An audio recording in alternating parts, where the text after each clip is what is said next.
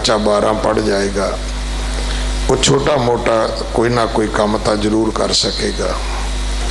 सो आओ, भिखारी बनाना पाप है कि किसी को किरत करन ला देना, क्योंकि गुरु नानक का पहला हुक्म यो ही है, किरत करनी, नाम जपना ये दूजा है, वंड छकना ये तीजा है। क्योंकि नाम जपण तो बिना वंड कोई नहीं सकता।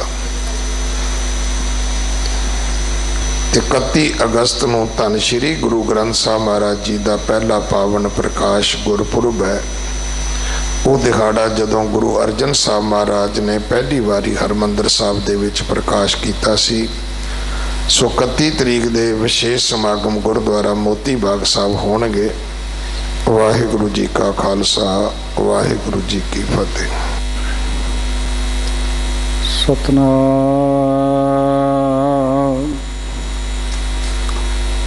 श्री वाहिगुरु साहिब जीओ।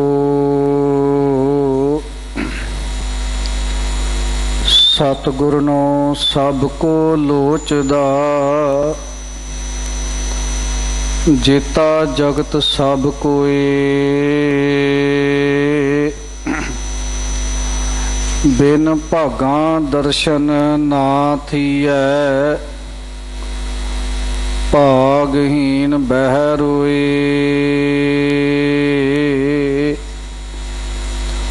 सतगुर बोहिथ हर नाम है, कित बिद चढ़िया जाए। सतगुर कै भाणै जो चलै, बिच बोहिथ बैठा आए।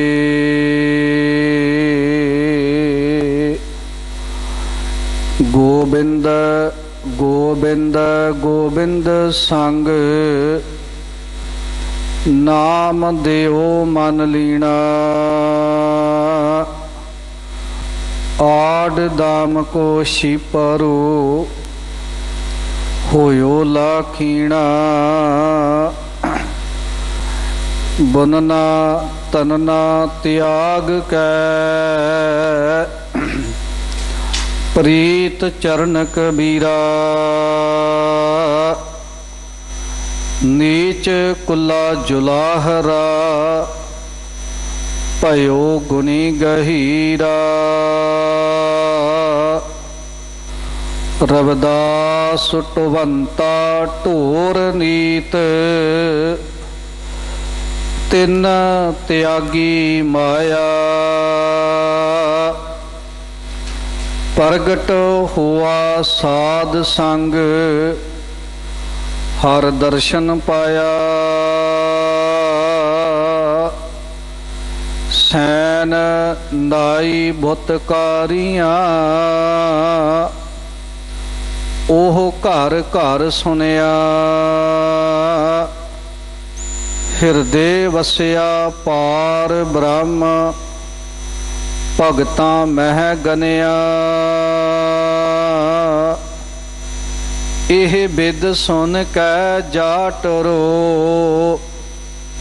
उठ भगती लागा। मिलै परतख गोसाइया, धन्ना वड भागा।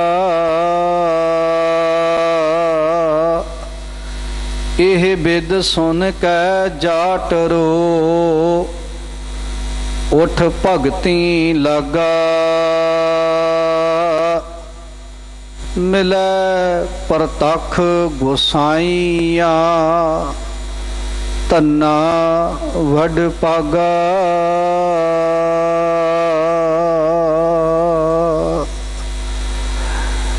दीन दुनिया दे पातशाह, शाही शहनशाह दो आलम पाक ए पवित्र रूहां दी रूहानी जोत। शब्द गुरु शब्दा अवतार, बाणी दे बोहित कलयुग दे जहाज खेवट गुरु श्री गुरु ग्रंथ साहब महाराज जी दी मुबारक मिठी ते निगी गोद विच जुड़ बैठ करके अठवें पातशाह बाला प्रीतम धन धन श्री गुरु हरकृष्ण साहब महाराज जी की चरण सो स्थान प्राप्त गुरुद्वारा बंगला साहब दी हाजरियां भर के साहिब दे दर दियां असीसां बख्शिशां रहमतां प्राप्त कर रही गुरु रूप गुरु खालसा गुरु सवारी साध संगत जी, इस पावन पवित्र अस्थान ते जो लड़ीवार अमृतमयी शब्द दी विचार चलती आ रही है, तिस दी विचार आप संगतां दे नाल सांझी करन दा साहिबां दी अपार किरपा दे सदका सुभाग समा प्राप्त होया है। मेरे तो पहला अति सत्कारयोग सिंह साहब ज्ञानी रणजीत सिंह जी हैड ग्रंथी गुरुद्वारा बंगला साहब ने बड़ी प्यारी रचना के द्वारा आप संगतां नूं अमृतमय शब्द सरवण कराया है। अज दा ये पावन पवित्र शब्द जो कि सारंग राग दे अंदर शहीदां दे सरताज साहिब श्री गुरु अर्जन देव महाराज जी दी मुबारक रचना तो उचारण किया होया है।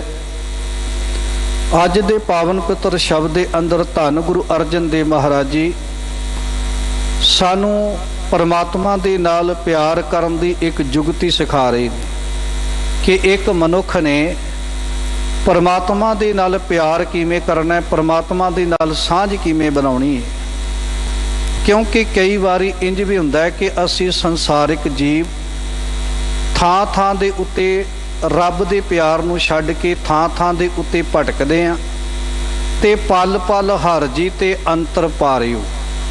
कई ऐसियां विचारां साडे मन विच आउंदियां ने ਜਿਹੜੀਆਂ एक एक पल सानू परमात्मा दे नालों तोड़न दा यतन करदियां। अज दे मुबारक शब्द विच धन गुरु अर्जन देव महाराज जी सानू परमात्मा दे दीदार करन दी, परमात्मा नाल प्यार पाउण दी, संसार विच किवें विचरना, ये सारियां जुगतियां धन गुरु अर्जन देव महाराज जी समझा रहे ने। आओ सतगुरां दी अमृतमय शब्द दी विचार सांझी करन तो पहला जिन्ने भी शरीर आपां साहिब दे मुबारक चरणां दे विच जुड़ बैठे आ, सारे मन बिरतियां एकाग्र चित करके साहिब दे चरणां च हाजरी लगाइए अते इक्को बारी कहन ते सारे गज के आखिए वाहिगुरु जी का खालसा वाहिगुरु जी की फतेह। सतनाम श्री वाहिगुरु साहिब जीओ। सारग महला पंजवा। सारंग राग दे अंदर शहीदां दे सरताज पंजवें पातशाह शांति दे पुंज साहिब श्री गुरु अर्जन देव महाराज जी की मुबारक रचना तो उचारण किया होया। ये पावन पवित्र शब्द 1228 अंग के उपर सुभाएमान है। मायरी आर्यो प्रेम की खोर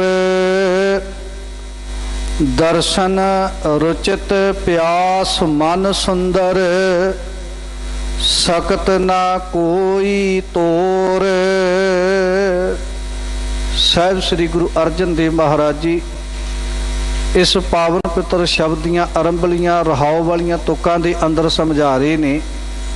हे मेरी माँ, एक उदाहरण दी है, मां नूं संबोधन करके साहिब ने ये अमृतमय शब्द उचारण किया है।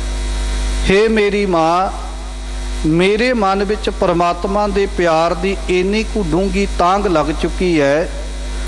दर्शन प्यास, दर्शन चित प्यास मन सुंदर।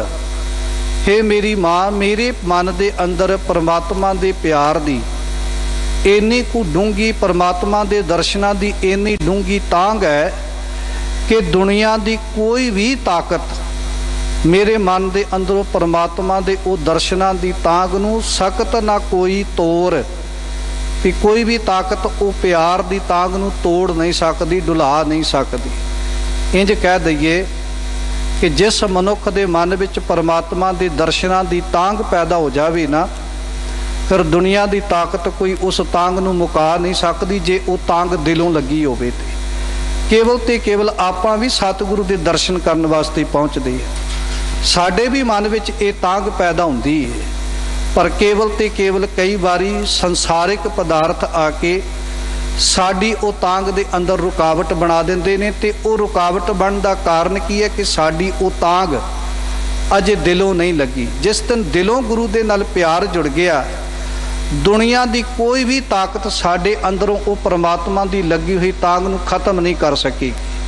ਇੰਜ ਕਹਿ ਦਈਏ, ਜਿਹੜੇ ਪਰਮਾਤਮਾ ਦੀ ਦਿਲੋਂ ਅਰਦਾਸ ਕਰਦੇ ਨੇ, ਦਰਸ਼ਨ ਪਿਆਸੀ ਦਿਨਸ ਰਾਤ ਚਿਤਵੋਂ ਅਨ ਦਿਨ ਨੀਤ, ਜਿਹੜੇ ਦਿਲੋਂ ਇਹ ਅਰਦਾਸ ਕਰਦੇ ਨੇ, ਖੋਲ ਕਪਟ ਗੁਰ ਮੇਲੀਆ ਨਾਨਕ ਹਰ ਸੰਗ ਮੀਤ।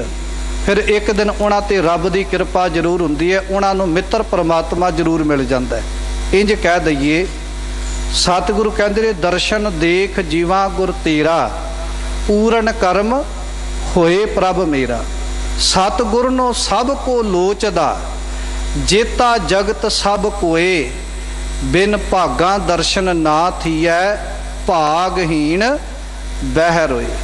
ਜਿਨ੍ਹਾਂ ਦੇ ਭਾਗਾਂ ਵਿੱਚ ਗੁਰੂ ਦੇ ਦਰਸ਼ਨ ਨਹੀਂ, ਉਹਨਾਂ ਦੇ ਜੀਵਨ ਵਿੱਚ ਕਿਸੇ ਪ੍ਰਕਾਰ ਦੀ ਵੀ ਕੋਈ ਰੁਕਾਵਟ ਤਾਂ ਹੋ ਸਕਦੀ ਹੈ, ਪਰ ਜਿਨ੍ਹਾਂ ਦੇ ਮਨ ਵਿੱਚ ਪਰਮਾਤਮਾ ਦੇ ਪਿਆਰ ਦੀ ਤਾਂਘ ਹੈ, ਸਤਿਗੁਰੂ ਕਹਿੰਦੇ ਉਹ ਤੇ ਝੱਖੜ ਝਾਗੀ ਮੀਂਹ ਵਰਸੈ, ਭੀ ਗੁਰ ਦੇਖਣ ਜਾਈ। ਉਹ ਭਾਵੇਂ ਜਿੱਦਾਂ ਦਾ ਮਰਜੀ ਸਮੁੰਦ ਸਾਗਰ ਹੋਵੇ ਬਹੁ ਖਾਰਾ, ਗੁਰਸਿੱਖ ਲੰਘ ਗੁਰੂ ਪੈ ਜਾਈ।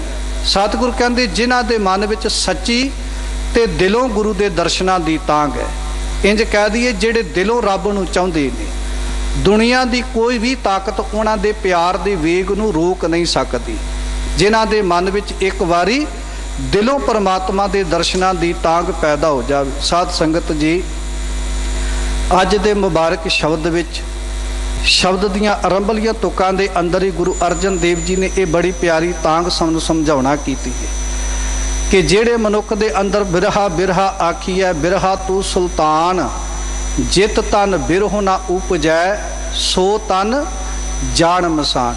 ਜਿਨ੍ਹਾਂ ਦੇ ਮਨ ਵਿੱਚ ਪਰਮਾਤਮਾ ਦੇ ਦਰਸ਼ਨਾਂ ਦੀ ਇਹ ਤਾਂਘ ਹੀ ਪੈਦਾ ਨਹੀਂ ਹੁੰਦੀ, ਸਤਿਗੁਰੂ ਕਹਿੰਦੇ ਉਹ ਤੇ ਜਿਉਂਦੇ ਜੀ ਸ਼ਮਸ਼ਾਨ ਘਾਟ ਦੇ ਮੁਰਦੇ ਸੰਸਾਰ ਤੇ ਤੁਰੇ ਫਿਰਦੇ ਨੇ। ਇੰਜ ਕਹਿ ਦਈਏ ਕਿ ਉਹ ਮਨੁੱਖ ਸੰਸਾਰ ਦੇ ਉੱਤੇ ਬੰਦਾ ਨਹੀਂ ਜਿਹਦੇ ਮਨ ਵਿੱਚ ਪਰਮਾਤਮਾ ਦੇ ਦਰਸ਼ਨਾਂ ਦੀ ਤਾਂਘ ਪੈਦਾ ਨਹੀਂ ਹੁੰਦੀ।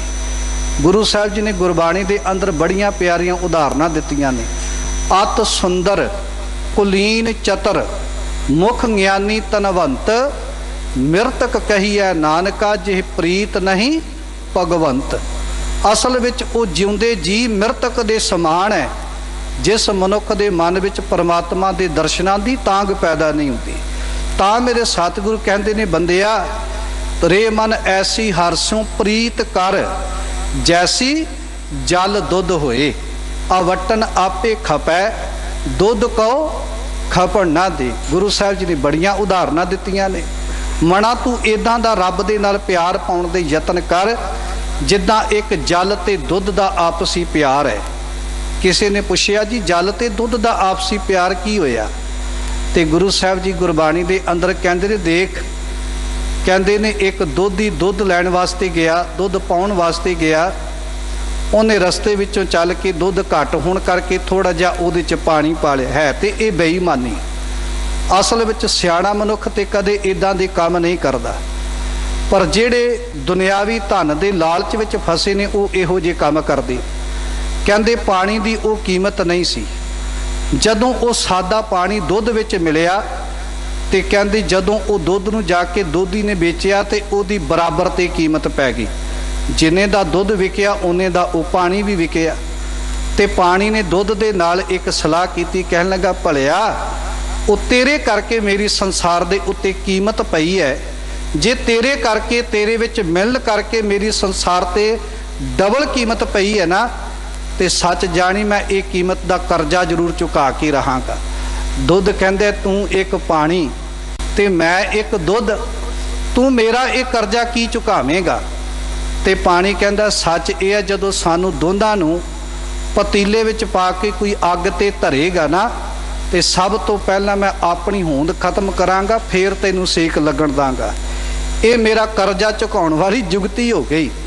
ਕਹਿੰਦੇ ਜਦੋਂ ਉਹ ਘਰ ਪਰਿਵਾਰ ਵਾਲਿਆਂ ਨੇ ਦੁੱਧ ਨੂੰ ਜਿਹੜਾ ਸੀ ਪਤੀਲੇ 'ਚ ਪਾ ਕੇ ਅੱਗ ਤੇ ਰੱਖਿਆ, ਪਹਿਲਾਂ ਪਾਣੀ ਸੜਿਆ ਤੇ ਫਿਰ ਦੁੱਧ ਨੂੰ ਸੇਕ ਲੱਗਾ।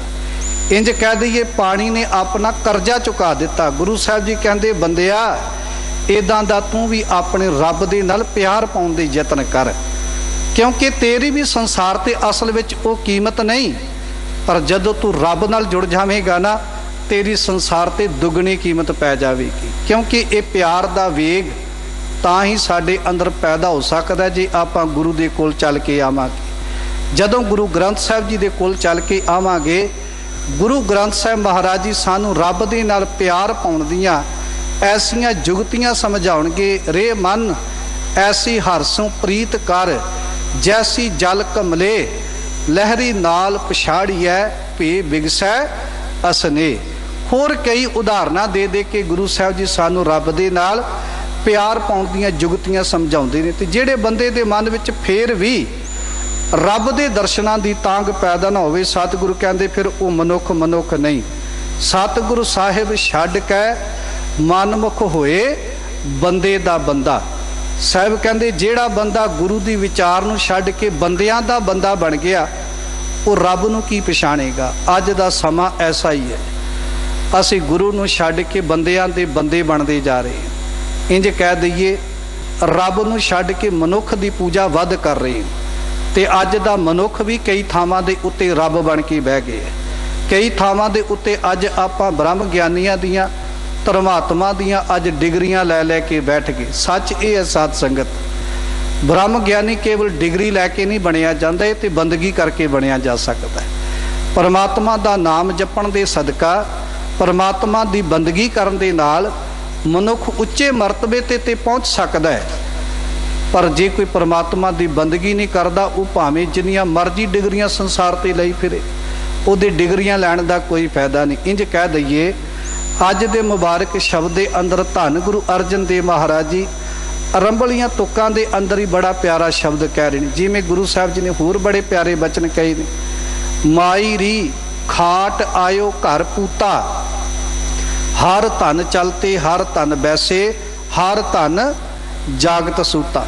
कहते हे माँ उसे पुत नूं असली कमाई करके घर आया समझी, जेड़ा पुत उठदियां बैठदियां सौंदियां जागदियां हर वक्त परमात्मा दे नाम रूपी धन दे नाल जुड़िया होया है। ये समझे कि वो माँ कि अज मेरा असली पुत कमाई घर करके आया है, क्योंकि अज इन्हें परमात्मा दे नाम रूपी धन का खजाना इकट्ठा किया है। क्योंकि काचा धन संचे मूर्ख गावार, भवजल डूबे ना उरवार ना पार। हुण साध संगत देखो प्यार दा वेग। धन गुरु तेग बहादुर साहब जी के जीवन इतिहास विच एक गाथा आउंदी है। देखो जिन्हां दा दिलों प्यार गुरु नाल जुड़ गया ना, दुनिया की कोई ताकत उन्हां दे प्यार दे वेग नूं पदार्थां दे वट्टे खत्म नहीं कर सकती, उन्हां दे प्यार दे वेग नूं मोड़ नहीं सकती। सासा राम दी धरती कांसी तो 30 कुछ मील की ज़्यादा दूरी के उत्ते अगे धन गुरु तेग बहादुर साहब जी जदों इस इलाके में गए तो इत्थों का रहने वाला एक चचा फगू जिहड़ा बड़े प्यार दे विच सतगुरु की बंदगी करदा है, दिन रात किरत करदा, नाम जपदा ते वंड छकदा। इत्थों तक कई वारी ये संगतां दे कोलों पिटावां इकट्ठियां करके गुरु दरबार के अंदर भी भेजदा है। और कई बारी इन्हें उस इलाके दे विचों संगत दे कोलों, क्योंकि एक मसंद है गुरु घर दा, इहदा फर्ज बनदा सी, अपना फर्ज निभाउंदा सी। और इहदे मन विच धन गुरु तेग बहादुर साहब जी दे इतिहास दीयां विचारां सुन सुन के, गुरु दे प्यार दी गथावां सुन सुन के गुरु दे प्रेम दी प्यार दी एक तांग उत्पन्न हो गई। कहंदे ने एक दिन ऐसा आया, चचे फगू ने अपना बहुत सुंदर घर बनाया, पर घर बनाउंदियां बनाउंदियां इन्हें अपने घर का दरवाजा बड़ा वड्डा रखिया, अगले पासे थोड़ा जा खुला वेड़ा रख लिया। जदों इहदा घर तैयार हो गया, घर का दरवाजा बड़ा वड्डा रखिया, ते चचे फगू ने उस दिन तो मन विच एक विचार धारण की भी सुनिया भी जिहड़ा गुरु नूं दिलों याद करदा, गुरु उहदे घर जरूर आके अपने मुबारक चरण पाउंदा है। ਇਹਦੇ मन विच ये दर्शनां दी तांग है गुरु तेग बहादुर साहब जी दी, ते मन विच इक्को ही मुराद है कि जदों गुरु तेग बहादुर साहब जी मेरे घर आउण ना, ते सतगुरु नूं किते बाहर घोड़े तो उतरना ना पवे, साहब घोड़े ते चढ़े चढ़ाए मेरे घर दे अंदर पहुँच जाण, तां करके इन्ने दरवाज़ा वड्डा रखिया। जदों संगतां ने कहना चचे वो तूं ते घर बड़ा सोहना बनाया ते घर एडा सोहना बना के एडा वड्डा दरवाज़ा रखण दी की लोड़ सी। ते इन्हें सारिਆਂ ਨੂੰ ਇੱਕੋ ਗੱਲ कहनी कि जदों गुरु तेग बहादुर साहब ने मेरे घर आउणा है ना, मैं तां दरवाज़ा वड्डा रखिया कि किते उन्हां नूं घोड़े ते बाहर उतरना ना पवे। वो चढ़े चढ़ाए मेरे घोड़े दे उत्ते ते मेरे घर दे अंदर प्रवेश कर जाण। ते कईयां ने मखौल करया करनी। हुण देखो पता नहीं किन्ने कुछ लोकां ने मखौल कीते होणगे। कईयां ने कहना लै गुरु तेग बहादुर साहब जी पंजाब दी धरती ते तू इधर बिहार दी धरती ते कित्थे गुरु तेग बहादुर साहब जी तेरे कोल चल के आउणगे। कहंदे बड़े लोकां ने उन्होंने मेहणे कमेहणे भी मारने कि तू तो एवें ही घर का दरवाज़ा वड्डा रख घर का नास पुट लिया। किसी ने कुछ कहना, किसी ने कुछ कहना है कि तू छड्ड गुरु दे आउण दी तांग, चल अपने घर दे अंदर प्रवेश कर। ते इन्हें इक्को गल कहनी नहीं, जदों कोई बंदा गुरु नूं दिलों याद करदा है ना, गुरु उहदे घर जरूर पहुँचदा है। इन्हें बड़े प्यार दे वेग दे अंदर बैठ के गुरु तेग बहादुर साहब जी नूं दिन रात याद करना। एक दिन समा आया जी, गुरु भी प्यार दा वज्झा होया, प्यार दा खिंचिया होया सतगुर भी कांसी दी धरती तो चल के चचे फग्गू दे घर ससराम दी धरती ते पहुंचे। जदों इस इलाके विच गुरु तेग बहादुर साहब जी परिवार सहित पहुंचे ते कहंदे ने चढ़े चढ़ाए घोड़े ते इहदे घर दे अंदर प्रवेश कर गए। चचे फग्गू ने जदों गुरु तेग बहादुर साहब जी की आमद सुनी, कहंदे इनू चाह चढ़ गया, खुशियां दे मलार चढ़ गए। जिहड़ी ये मन विच तांग लैके बैठा सी अज वो तांग पूरी हो गई। ते जदों गुरु तेग बहादुर साहब जी इहदे घर प्रवेश कर गए ना, इनू यकीन ना होवे कि गुरु तेग बहादुर साहब जी सच्ची मेरे घर पहुँच गए ने। वाकई गुरु अपनियां मुरादां सिख दियां पूरियां करन वास्ते उहदे घर पहुँच जांदा है। कहंदे चाह चढ़ गया। लंबा समा गुरु साहब जी दे एक टक निगाह लगा के दर्शन ही करता रहा कि गुरु तेग बहादुर साहब जी मेरे घर चल के आए। फिर कहंदे चचे फग्गू ने बड़ा सोहना घर दे अंदरों विछौना कढ़िया, बाहर उन्हें सोहना बैड विछाया, उहदे ते सोहनी चादर विछाई। गुरु तेग बहादुर साहब जी नूं बड़े प्यार सहित बिठाया। ते जिवें कहंदे ने किसी गरीब दे घर जिवें अमीर चला जाए तो उन्होंने चाह चढ़ जाता है ना, चचे फग्गू का अज चाह थमिया नहीं जा रहा, क्योंकि अज इन्ना प्यार भी जेड़े गुरु नूं मैं दिन रात याद कर रहा सा ते लंबे समय तो याद कर रहा सा, अज वो गुरु मेरे घर चल के आया। इन्ना चाह दे अंदर भिजिया। कहंदे जो कुछ भी घर दे अंदर है, जो कुछ भी संगतां दियां भेटावां आईयां ने, वो सारियां लिया के गुरु तेग बहादुर साहब जी दे चरनां विच रख दित्तियां। चाह चाह दे अंदर बड़ी सेवा की। धन गुरु तेग बहादुर साहब जी दे बार बार ये दीदार पा रहे है। ते जेड़े लोग इनू मेहना मारते सी ना भी कित्थे पंजाब दी धरती, कित्थे गुरु तेग बहादुर साहब जी रहिंदे ने, कित्थे ये इधर दा इलाका, कित्थे आउणगे गुरु तेग बहादुर साहब जी तेरे घर, अज उन्हां दे मूँह बंद हो गए। जदों चचे फग्गू ने सारियां भेटावां गुरु तेग बहादुर साहब जी के चरनां विच भेंट कीतियां ना, ते इतिहास कहता है गुरु तेग बहादुर साहब जी ने अपने जीवन के अंदर 2 बार सिखां की मंग के भेटा कबूल की है। एक बार उदों जदों मक्खण शाह लुबाणी का जहाज़ डुब रहा सी, उन्हें अरदास की 500 मोहरां की मुराद मंगी। ते धन गुरु तेग बहादुर साहब जी के वास्ते जदों वो बकाले की धरती ते मोहरा लैके आया, सारियां दे अगे 2-2 रखदा सी। जदों गुरु तेग बहादुर साहब जी के अगे भी उन्हें दूजियां की तरह 2 मोहरां रखियां। ते इत्थे भी गुरु तेग बहादुर साहब जी ने गल कही, कहन लगे देखो गुरु दे नाल धोखा नहीं करना चाहिए, जिन्नियां गुरु दे अगे मुराद धारण करिए उन्नी भेटा अगे रखनी चाहिए है। इत्थे भी मंग के भेटा प्रवान की।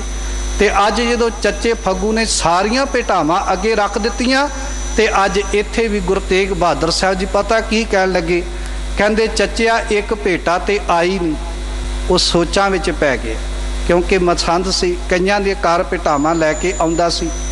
कहन लगे एडी वड्डी संगत का एडा वड्डा इकट्ठ, ते गुरु तेग बहादुर साहब जी झूठ थोड़ा मार सकते नहीं। हो सकता है मेरे तो घर दे अंदर कोई इधर उधर भेटा रखी गई होवे, ਜਿਹੜੀ ਗੁਰੂ ਤੇਗ ਬਹਾਦਰ ਸਾਹਿਬ ਜੀ ਦੇ ਅੱਗੇ ਮੈਂ ਲਿਆ ਕੇ ਨਹੀਂ ਰੱਖੀ ਤੇ ਗੁਰੂ ਤੇਗ ਬਹਾਦਰ ਸਾਹਿਬ ਜੀ ਆਪ ਇਹ ਭੇਟਾ ਮੰਗ ਰਹੇ ਨੇ। ਕਹਿੰਦੇ ਜਦੋਂ ਗੁਰੂ ਤੇਗ ਬਹਾਦਰ ਸਾਹਿਬ ਜੀ ਨੇ ਕਿਹਾ ਨਾ ਇੱਕ ਭੇਟਾ ਤੇ ਆਈ ਨਹੀਂ, ਤੇ ਚੱਚੇ ਦੇ ਪੈਰਾਂ ਥੱਲੋਂ ਜ਼ਮੀਨ ਨਿਕਲ ਗਈ। ਕਹਿੰਦਾ ਉਹ ਕਿਹੜੀ ਭੇਟਾ ਬਾਕੀ ਰਹਿ ਗਈ। ਘਰ ਵਾਲੀ ਨੂੰ ਜਾ ਕੇ ਕਹਿਣ ਲੱਗਾ ਵੇਖ ਕਿਤੇ ਆਸੇ ਪਾਸੇ ਕੋਈ ਚੀਜ਼ ਪਈ ਰਹਿ ਗਈ ਹੋਵੇ, ਝਾਤੀ ਮਾਰ ਕੇ ਵੇਖ।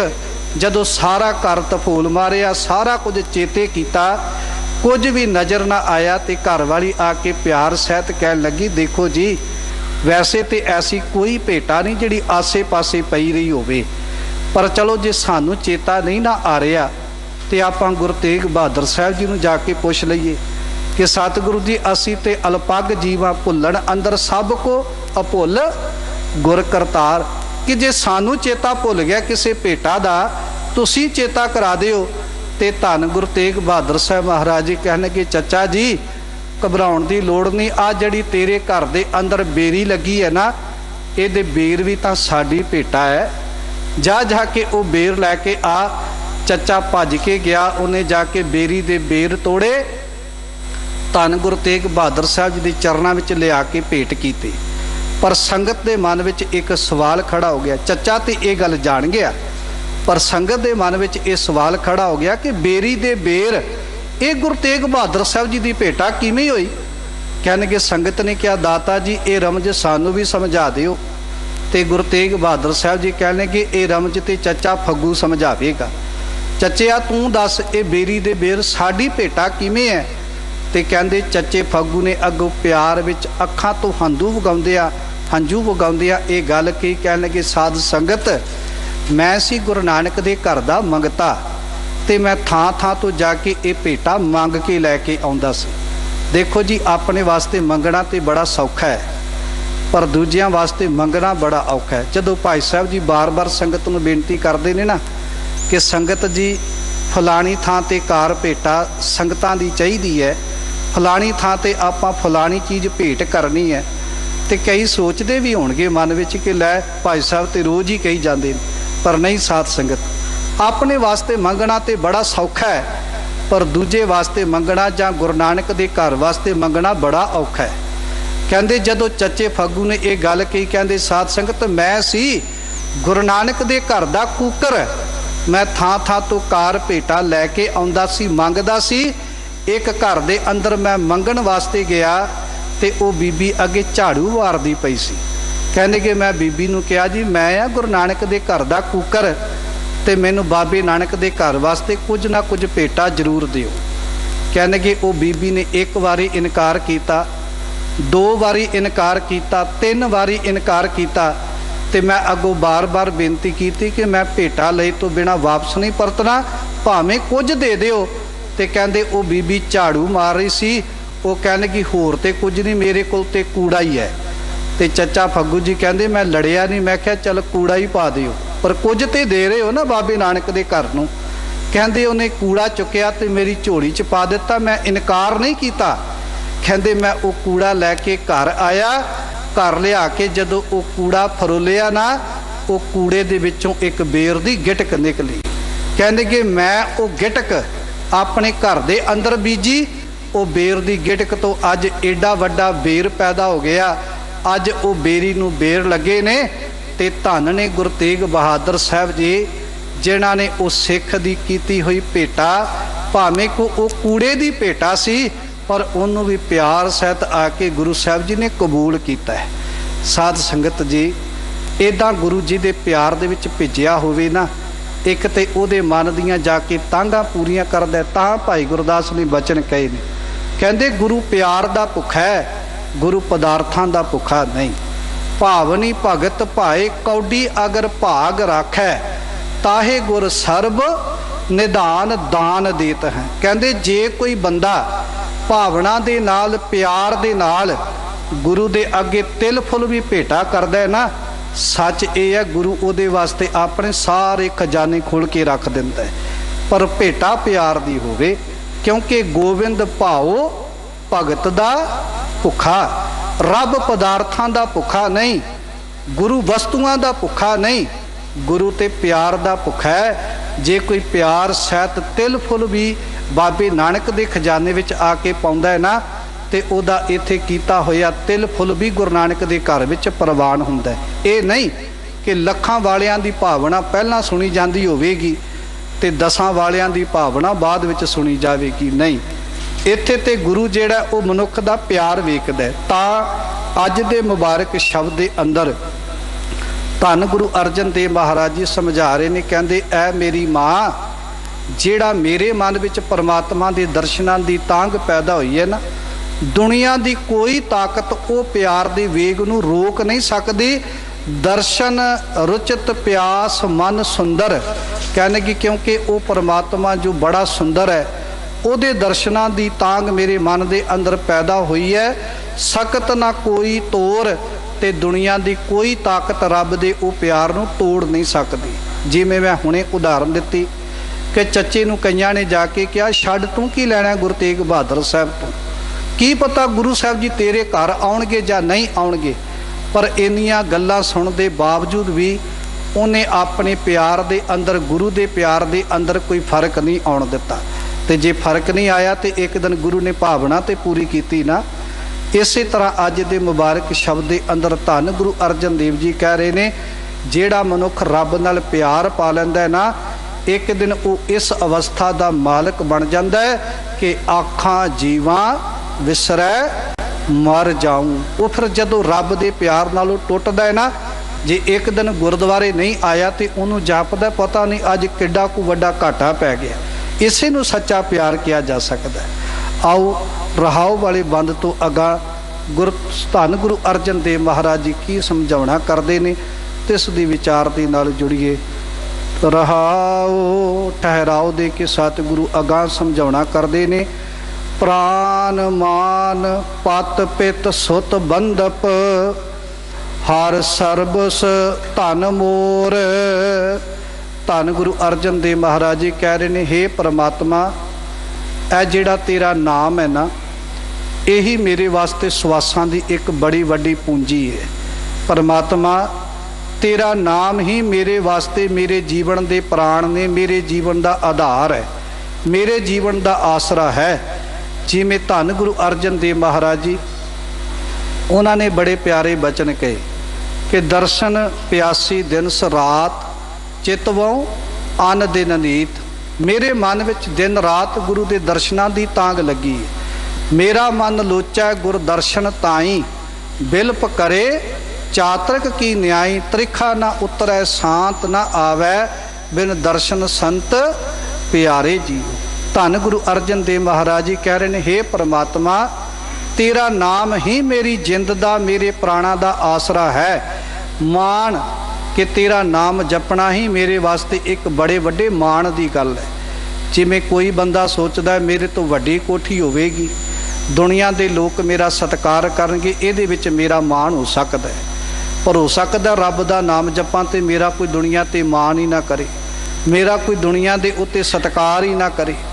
ਪਰ ਸਤਿਗੁਰੂ ਕਹਿੰਦੇ ਜਿਹੜੇ ਪਰਮਾਤਮਾ ਦੇ ਭਗਤ ਨੇ, ਜਿਹੜੇ ਪਰਮਾਤਮਾ ਨਾਲ ਪਿਆਰ ਕਰਨ ਵਾਲੇ ਨੇ, ਅਸਲ ਵਿੱਚ ਉਹ ਰੱਬ ਦਾ ਨਾਮ ਜਪਣ ਵਿੱਚ ਹੀ ਇੱਕ ਮਾਣ ਸਮਝਦੇ ਨੇ ਕਿ ਨਾਮ ਜਪਾਂਗੇ ਤੇ ਦੁਨੀਆ ਦੇ ਉੱਤੇ ਮਾਣ ਪ੍ਰਾਪਤ ਹੋਵੇਗਾ, ਰੱਬ ਦੀ ਦਰਗਾਹ ਦੇ ਵਿੱਚੋਂ ਸਤਿਕਾਰ ਪ੍ਰਾਪਤ ਹੋਵੇਗਾ, ਪਰਮੇਸ਼ਰ ਦੇ ਘਰ ਦੀਆਂ ਵਡਿਆਈਆਂ ਪ੍ਰਾਪਤ ਹੋਣਗੀਆਂ।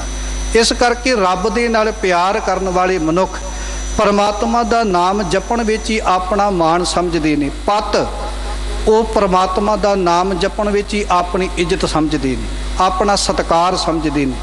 ਪਿਤ, ਉਹ ਸਮਝਦੇ ਨੇ ਜਿਹੜੇ ਰੱਬ ਦਾ ਨਾਮ ਜਪਦੇ ਨੇ, ਜਿਹੜੇ ਗੁਰੂ ਨਾਲ ਪਿਆਰ ਕਰਦੇ ਨੇ, ਉਹ ਕਹਿੰਦੇ ਨੇ ਗੁਰੂ ਦਾ ਨਾਮ ਹੀ, ਤੂੰ ਮੇਰਾ ਪਿਤਾ, ਤੂੰ ਹੈ ਮੇਰਾ ਮਾਤਾ, ਤੂੰ ਮੇਰਾ ਬੰਦਪ, ਤੂੰ ਮੇਰਾ ਭਰਾਤਾ, ਤੂੰ ਮੇਰਾ ਰਾਖਾ, ਸਭਨੀ ਥਾਈ ਤਾਂ ਭਉ ਕਿਹਾ ਕਾੜਾ ਜੀਓ। ਏਕ ਪਿਤਾ ਏਕ ਸਕੇ ਹਮ ਬਾਰਿਕ। ਉਹ ਕਹਿੰਦੇ ਨੇ ਪਰਮਾਤਮਾ, ਤੂੰ ਹੀ ਮੇਰਾ ਸੰਸਾਰ ਦੇ ਉੱਤੇ ਪਿਤਾ ਹੈ। ਜਿਉਂ ਜਨਨੀ ਸੁਤ ਜਨ ਪਾਲਤੀ, ਰਾਖੈ ਨਜ਼ਰ ਮਝਾਰ, ਤਿਉਂ ਸਤਿਗੁਰ ਗੁਰਸਿੱਖ ਰਾਖਤਾ, ਹਰ ਪ੍ਰੀਤ ਪਿਆਰ। ਜਿਵੇਂ ਇੱਕ ਮਾਂ ਆਪਣੇ ਪੁੱਤ ਦੀ ਸੰਭਾਲ ਕਰਦੀ ਹੈ ਨਾ, ਅੰਦਰ ਬਾਹਰ ਜਦੋਂ ਉਹ ਜਾਂਦੀ ਹੈ ਤਾਂ ਵੀ ਉਹਦਾ ਧਿਆਨ ਆਪਣੇ ਪੁੱਤਰ ਵਾਲੇ ਪਾਸੇ ਜੁੜਿਆ ਹੁੰਦਾ ਹੈ। ਸਾਹਿਬ ਕਹਿੰਦੇ ਇਸੇ ਤਰ੍ਹਾਂ ਜਿਹੜੇ ਪਰਮਾਤਮਾ ਦੇ ਨਾਮ ਦੇ ਨਾਲ ਜੁੜੇ ਨੇ, ਉਹ ਪਰਮਾਤਮਾ ਦੇ ਨਾਮ ਨੂੰ ਹੀ ਆਪਣੇ ਵਾਸਤੇ ਸਭ ਤੋਂ ਵੱਡਾ, ਜਿਵੇਂ ਇੱਕ ਬੱਚੇ ਨੂੰ ਪਿਤਾ ਦਾ ਆਸਰਾ ਹੁੰਦਾ ਹੈ ਨਾ, ਇਸੇ ਤਰ੍ਹਾਂ ਉਹ ਪਰਮਾਤਮਾ ਦੇ ਨਾਮ ਨੂੰ ਹੀ ਆਪਣੇ ਜੀਵਨ ਦਾ ਆਸਰਾ ਅਤੇ ਆਪਣੇ ਜੀਵਨ ਦਾ ਆਧਾਰ ਸਮਝਦੇ ਨੇ। ਸੁੱਤ ਤੋਂ ਭਾਵ ਪੁੱਤਰ। ਜਿਵੇਂ ਇੱਕ ਪਿਤਾ ਨੂੰ ਇਹ ਆਸਰਾ ਹੁੰਦਾ ਹੈ ਕਿ ਮੇਰੇ ਘਰ ਦੇ ਅੰਦਰ ਪੁੱਤਰ ਪੈਦਾ ਹੋਵੇਗਾ, ਉਹ ਮੇਰੇ ਜੀਵਨ ਦੇ ਅਖੀਰਲੇ ਵੇਲੇ ਮੇਰੇ ਬੁਢਾਪੇ ਦੀ ਡੰਗੋਰੀ ਬਣੇਗਾ। ਇੰਜ ਕਹਿ ਦਈਏ, ਜੇ ਮੇਰੇ ਘਰ ਦੇ ਅੰਦਰ ਕੋਈ ਧੀ ਪੈਦਾ ਹੋਵੇਗੀ ਤਾਂ ਵੀ ਉਹ ਮੇਰੇ ਜੀਵਨ ਦਾ ਅਖੀਰ ਵੇਲੇ ਆਸਰਾ ਬਣੇਗੀ, ਸਹਾਇਕ ਬਣੇਗੀ। ਪਰ ਮੈਂ ਇੱਥੇ ਇੱਕ ਬੇਨਤੀ ਕਹਿਣੀ ਚਾਹੁੰਦਾ। ਦੇਖੋ, ਆਪਾਂ ਧੰਨ ਗੁਰੂ ਨਾਨਕ ਦੇਵ ਮਹਾਰਾਜ ਜੀ ਦਾ 550 ਸਾਲਾ ਪ੍ਰਕਾਸ਼ ਪੁਰਬ ਅਰਧ ਸ਼ਤਾਬਦੀ ਦੇ ਰੂਪ ਦੇ ਵਿੱਚ ਬੜੀ ਸ਼ਰਧਾ ਭਾਵਨਾ ਤੇ ਸਤਿਕਾਰ ਨਾਲ ਸੁਲਤਾਨਪੁਰ ਲੋਧੀ ਦੀ ਧਰਤੀ ਦੇ ਉੱਤੇ ਮਨਾ ਰਹੇ ਹਾਂ, ਜਿੱਥੇ ਕਈਆਂ ਦੇ ਮਨ ਵਿੱਚ ਇਹ ਵੇਗ ਪੈਦਾ ਹੁੰਦੇ ਨੇ, ਰੱਬ ਨੇ ਪਤਾ ਨਹੀਂ, ਜਿਵੇਂ ਆਪਾਂ ਸ਼ਬਦ ਪੜ੍ਹਦੇ ਹਾਂ ਜੀ, ਪੁੱਤੀ ਗੰਢ ਪਵੈ ਸੰਸਾਰ।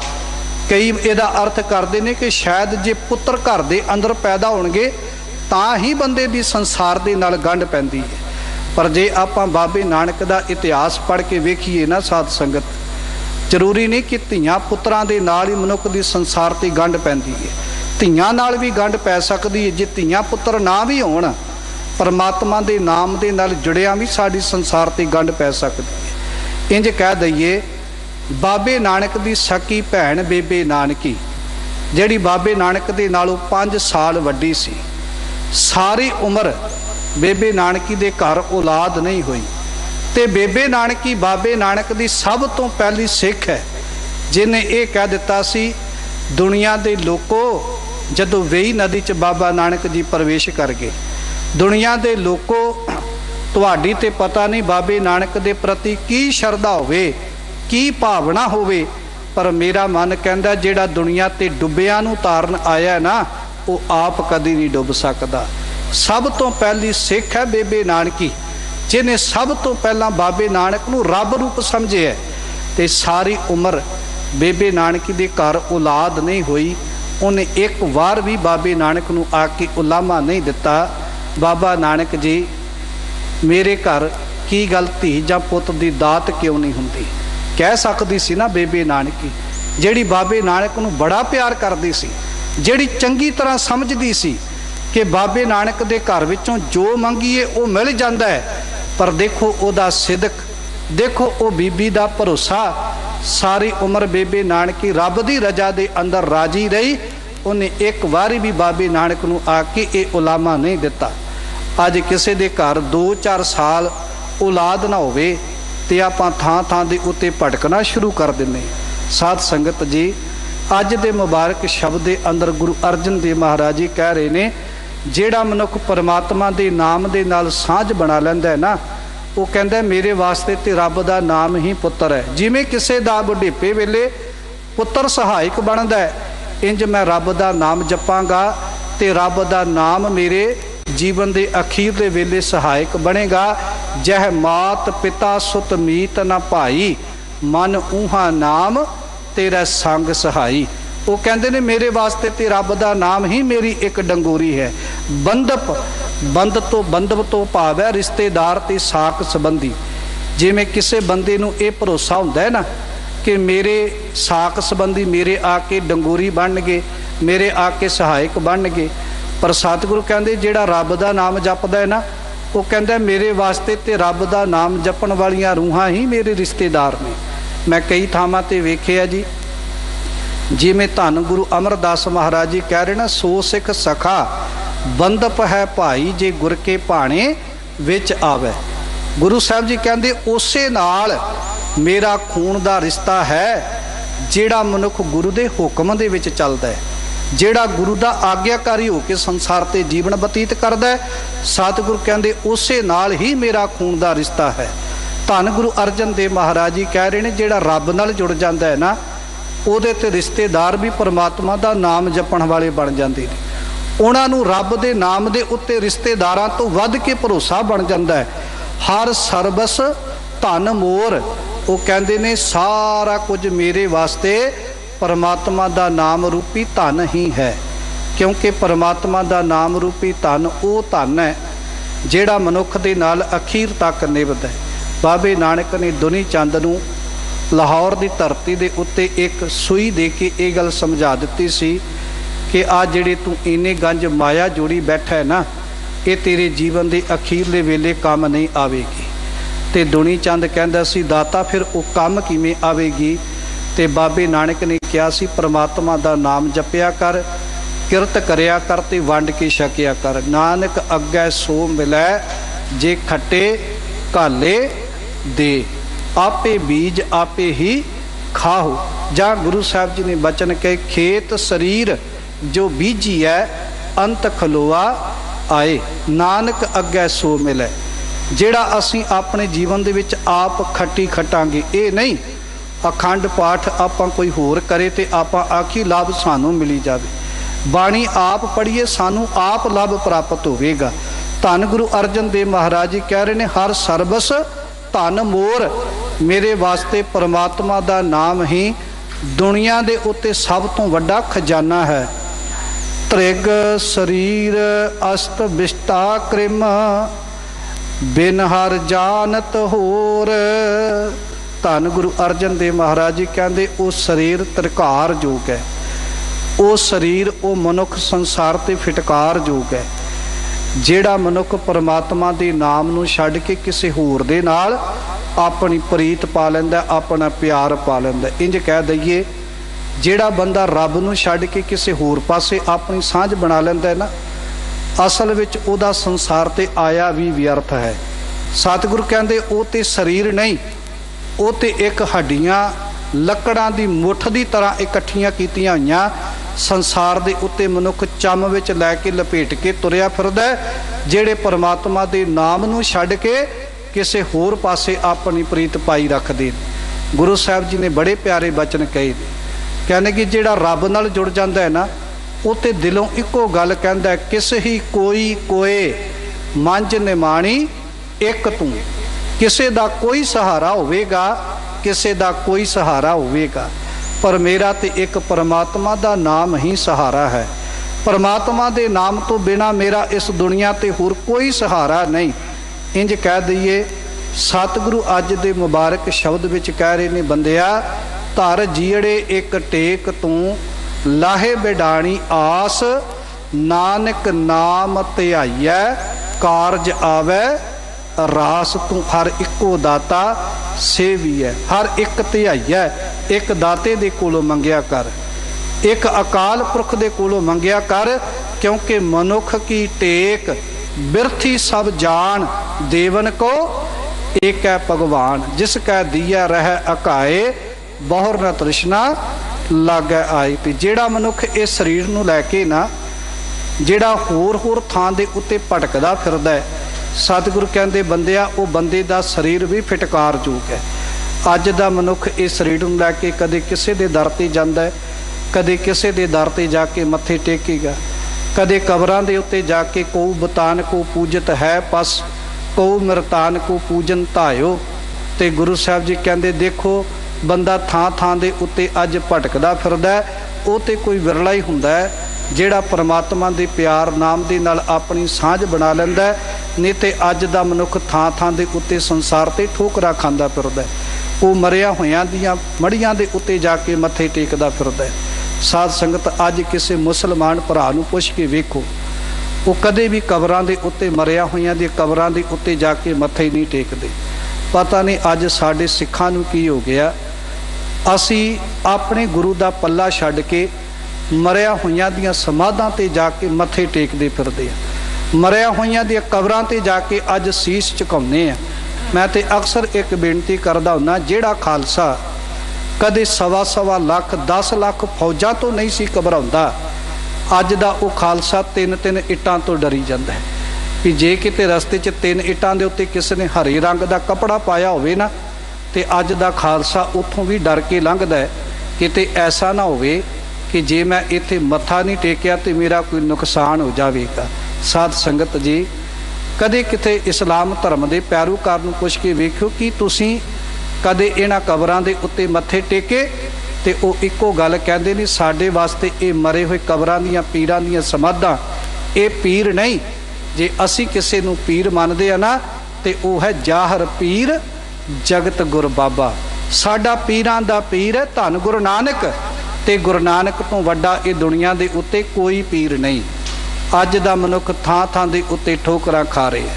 ਧੰਨ ਗੁਰੂ ਅਰਜਨ ਦੇਵ ਮਹਾਰਾਜ ਜੀ ਕਹਿ ਰਹੇ ਨੇ, ਜਿਹੜਾ ਬੰਦਾ ਬਿਨ ਹਰ ਜਾਣਤ ਹੋਰ, ਇੱਕ ਰੱਬ ਨੂੰ ਛੱਡ ਕੇ ਹੋਰਨਾਂ ਪਾਸੇ ਦੀ ਆਸ ਲਾ ਕੇ ਬੈਠਦਾ ਹੈ ਨਾ, ਸੱਚ ਜਾਣਿਓ ਉਹ ਬੰਦੇ ਦਾ ਸੰਸਾਰ ਤੇ ਆਇਆ ਵੀ ਤਰਕਾਰਯੋਗ, ਉਹਦਾ ਸੰਸਾਰ ਤੇ ਆਇਆ ਵੀ ਫਿਟਕਾਰਯੋਗ ਹੈ।